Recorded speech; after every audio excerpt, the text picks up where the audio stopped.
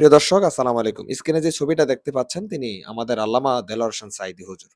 তিনি কতটা আ ইউনিক, কতটা রাজনীতিবিদ হলে, কতটা মেধাবী হলে, কতটা দার্শনিক হলে তিনি এই চিন্তা ভাবনা করতে পারেন। তিনি ইতিমধ্যে তার একটা বক্তব্যের মধ্যে আমি শুনেছিলাম, তিনি বলেছিলেন যে ইরাকের পর সিরিয়া, সিরিয়ার পর ইরান, ইরানের পর হবে পাকিস্তান। ইহুদিরা অলরেডি তো ফিলিস্তিনকে ধরেই রাখছে, ফিলিস্তিনকে তো ধ্বংসের পথেই নিয়ে রাখছে। কিন্তু তারপরের যে প্রেক্ষাপটগুলা তারা রাজ করবে, কায়েম করতে যাবে, সেগুলো হচ্ছে এই সমস্ত মুসলিম কান্ট্রিতে তারা এফেক্ট আনবে, এফেক্ট করবে। প্রিয় দর্শক, এই আল্লামা দেলোয়ার হোসেন সাঈদী একদিনে তৈরি হয় নাই।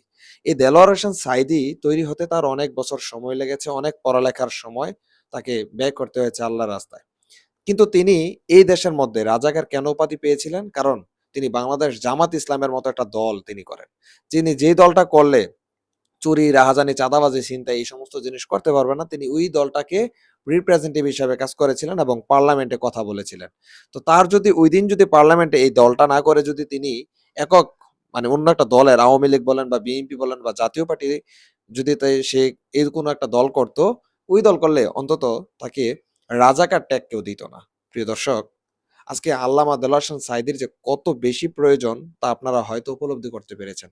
সারা বিশ্ব যেখানে সাঈদী হুজুরকে নিয়ে কথা বলে, সেই জায়গায় সেই জায়গায় বাংলাদেশের মানুষ সাঈদী হুজুরকে রাজাকার ট্যাগ দিয়েছে। কিন্তু আমি একটা নেতার ঐদিন বক্তব্য শুনলাম যে তিনিও সাঈদী হুজুরকে ভালোবাসেন, কিন্তু তার দলটা কিন্তু এটা না।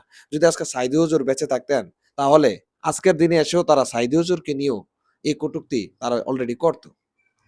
হচ্ছে স্বার্থের রাজনীতি বাংলাদেশের মধ্যে। প্রিয় দর্শক, আল্লামা দেলোয়ার হোসেন সাঈদীরকে আজকের এই দিনে বড্ড বেশি প্রয়োজন ছিল।